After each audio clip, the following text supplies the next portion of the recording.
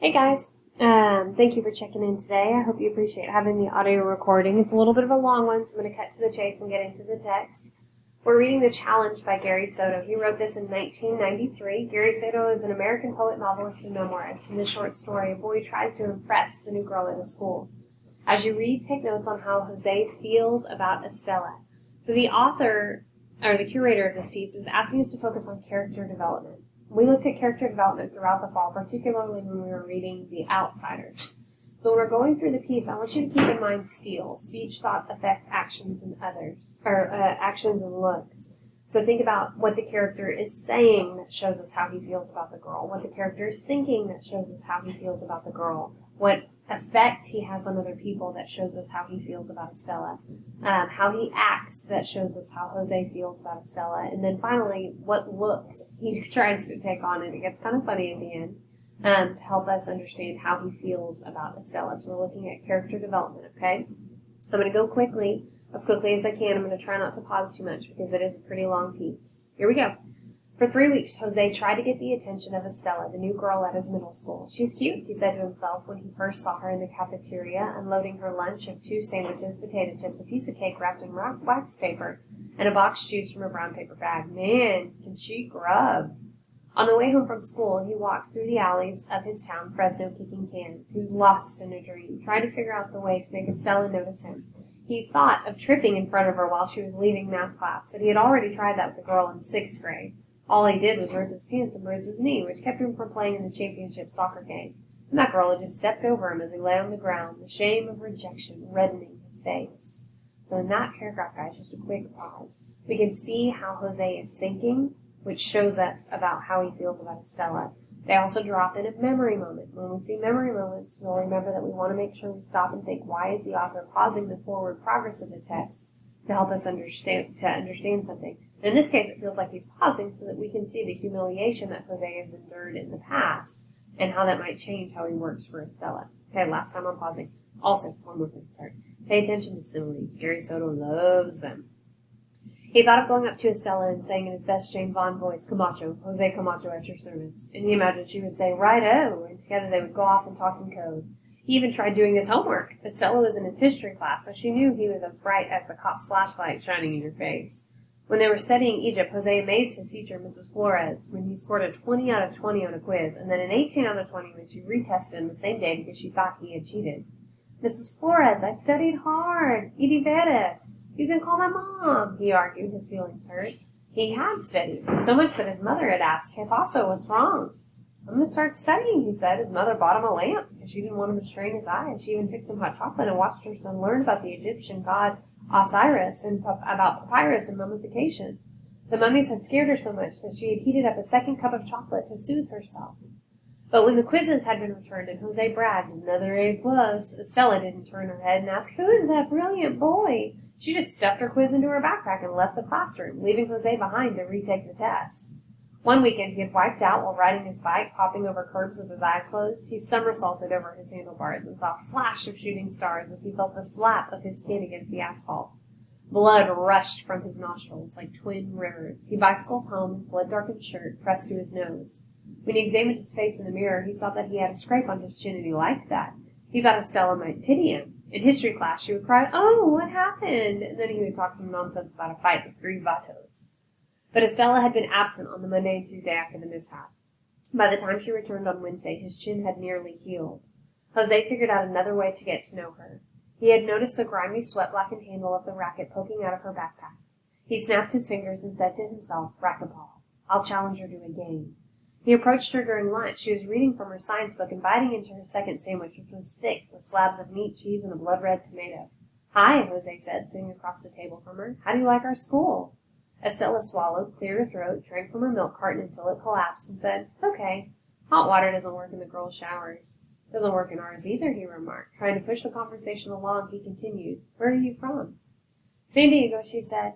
She took another monstrous bite of her sandwich, which amazed Jose, and made him think of his father, a carpenter, who could eat more than anyone Jose knew. Jose, eager to connect, took a deep breath and said, I see that you play racquetball. You want to play a game? Are you good? Estella asked flatly. She picked up a slice of tomato that had slid out of her sandwich. Pretty good, he said without thinking, as he slipped into a lie. I I've won a couple of tournaments. He watched as the tomato slice slithered down Estella's throat. She wiped her mouth and said, "Sure, how about after school on Friday?" "That's tomorrow," Jose said. "That's right. Today's Thursday, tomorrow's Friday." She flattened the empty milk carton with her fist, slapped her science book closed, hurled the carton in her balled-up lunch bag into the plastic lined garbage can. "What's your name?" "Camacho. Jose Camacho." "I'm Estella. My friends call me Stinger." "Stinger?" "Yeah, Stinger. I'll meet you at the courts at 3:45. She got up and headed toward the library. After school, Jose pedaled his bike over to Uncle Freddie's house. His uncle was 16, only 3 years older than Jose. It made Jose feel awkward when someone, usually a girl, asked, "Who's that hunk?" And he'd have to answer, "My uncle." "Freddie," Jose yelled, skidding to a stop in the driveway. Freddie was in the garage lifting weights. He was dressed in sweats and a Raiders sweatshirt, and the hem of his T-shirt sticking out in a fringe. He bench pressed 180 pounds and put the weights down and said, "Hey, dude. Freddie, I need to borrow your racquetball racket." Jose said. Freddie rubbed his sweaty face on the sleeve of his sweatshirt. "I didn't know you played." "I don't. I got a game tomorrow." "But you don't know how to play." Jose had been worrying about this on his bike ride over. He had told Estella that he had won tournaments. "I'll learn," Jose said. "In one day?" "It's serious. It's against a girl." "So? She'll probably whip you 21 to nada." "No way!" But Jose's mind twisted with worry. What if she did, he asked himself. What if she whipped him through and through? He recalled her crushing the milk carton with one blow of her fist. He recalled the sandwiches she downed at lunch. Still, he had never encountered a girl who was better than he was at sports, except for Dolores Ramirez, who could pit homers with the best of them. Uncle Freddie pulled his racket from the garage wall, and he explained Jose how to grip the racket, told him that the game was like handball, that the play was off the front, ceiling, and side walls. Whatever you do, don't look behind you. The ball comes back fast. You can get your ojos knocked out. "Yeah, I got it," Jose said vaguely, feeling the weight of the racket in his hands. He liked how it felt when it pounded the sweet spot of the strings against his palm. Freddie resumed lifting weights. Jose biked home, swinging the racket as he rode. That night after dinner, Jose went outside and asked his father, "Dad, has a girl ever beaten you at anything?" His father was watering the grass, his shirt off and a stub of cigarette dangling from his mouth. His pale belly hung over his belt, just slightly, like a deflated ball.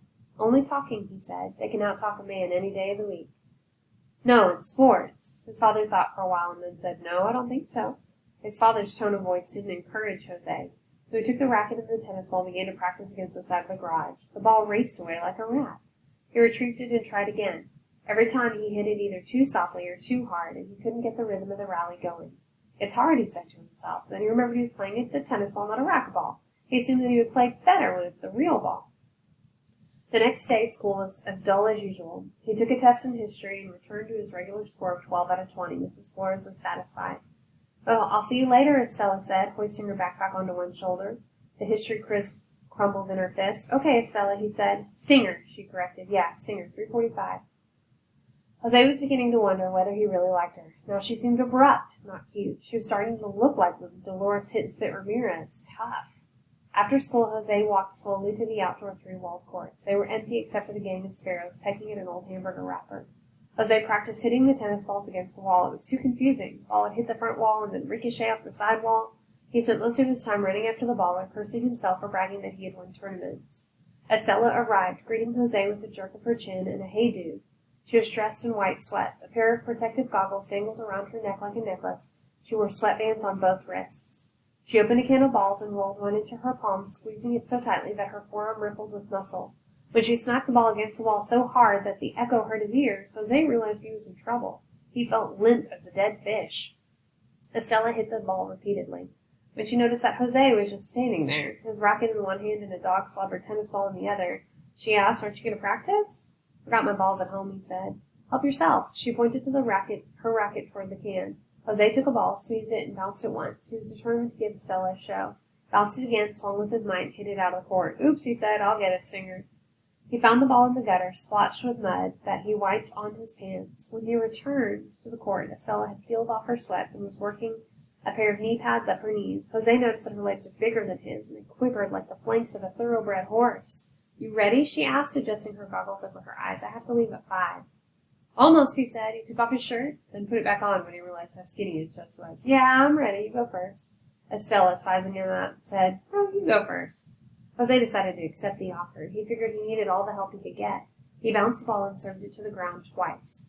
"You're out," she said, scooping up the ball and onto her racket and walking briskly to the service box.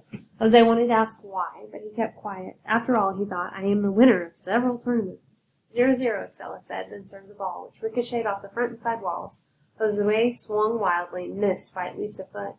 He ran after the ball, which had rolled onto the court, rolled out of the court onto the grass. He returned it to Estella and said, "Nice, Estella. Stinger." "Yeah, stinger." Estella called out 1-0. She wound up again and sizzled the ball right at Jose's feet. He swung and hit his kneecap with the racket. The pain jolted him like a shock of electricity as he went down, holding his knee and grimacing. Estella chased the ball for him. "Can you play?" she asked. He nodded as he rose to his feet. 2-0, she said, again bouncing the ball off the front wall, this time slower so that Jose swung before the ball reached his racket. He swung again, the racket spinning like a whirlwind. The ball sailed slowly past him. He had to chase it down again. "Guess that's 3-0, right?" Jose said lamely. "Right." Estella lobbed the ball. As it came down, Jose swung hard. His racket slipped from his fingers and flew out of the court. "Oops," he said. The racket was caught on the top of the chain link fence surrounding the courts. For a moment, Jose thought of pulling the racket down and running home. But he had to stick it out. Anyway, he thought, my backpack is at the court. 4-0, Estella called out when she saw Jose running back to the court, his chest heaving. She served again, Jose closing his eyes, connected. The ball hit the wall, and for 3 seconds they had a rally going. Then Estella moved in and peeled the ball with a low corner shot. 5-0, she said. "It's getting cold. Let me get my sweats back on." She slipped into her sweats and threw off her sweatbands. Jose thought about asking to borrow the sweatbands because he had worked up a lather of sweat, but his pride kept him quiet. Estella served again and again until the score was 17-0. Jose was ragged from running.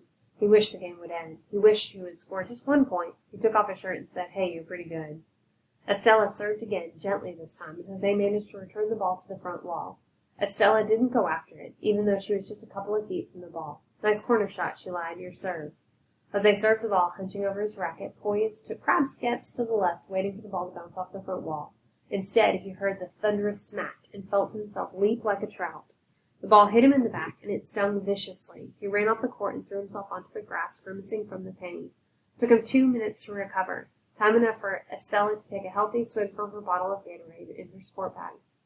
Finally, through his teeth, he muttered, "Good shot, Stinger." "Sorry," Estella said. "You moved into my lane. Serve again." Jose served and then cowered out of the way, his racket held to his face for protection. She fired the ball back, clean and low, and once again she was standing at the service line calling service. Uncle Freddie was right. He had lost 21-0. After a bone-jarring handshake and a pat on his aching back from Estella, he hobbled back to his uncle's house feeling miserable. Only 3 weeks ago he'd been hoping that Estella, Stinger, might like him. Now he hoped she would stay away from him. Uncle Freddie was in the garage lifting weights. Without greeting him, Jose hung the racket on the back wall. Uncle Freddie lowered the weights, sat up, and asked, "So how did it go?" Jose didn't feel like lying. He lifted his T-shirt, showed his uncle the big red mark the ball had raised on his back. "She's bad." "Could have been your face," Freddie said as he wiped sweat and lay back down on the bench. "Too bad." Jose sat on a pile of bundled newspapers, hands in his lap. When his uncle finished his reps, Jose got up slowly, peeled the weights down to 60 pounds. It was his turn to lift. He needed strength to mend his broken heart, and for the slight chance that Stinger might come back, looking for another victory. All right, guys, at the end of this text, we have a series of questions. They do appear in this document, so you will find the questions here. They're the text-dependent questions, so one will ask you to answer, and the second one will ask you for text evidence to support it. But Mrs. Eastwood and my hope is that you will actually record your answers in the Google form that we have shared with you. This form enables us to see your learning and see your progress on these texts. If you write the answers on a piece of paper at home, we have no way of being able to tell how you're doing or how we might be able to help you. So keep that in mind for us, and please, please, please fill out those Google forms. Have a great, great, great day, guys. Thanks so much for listening.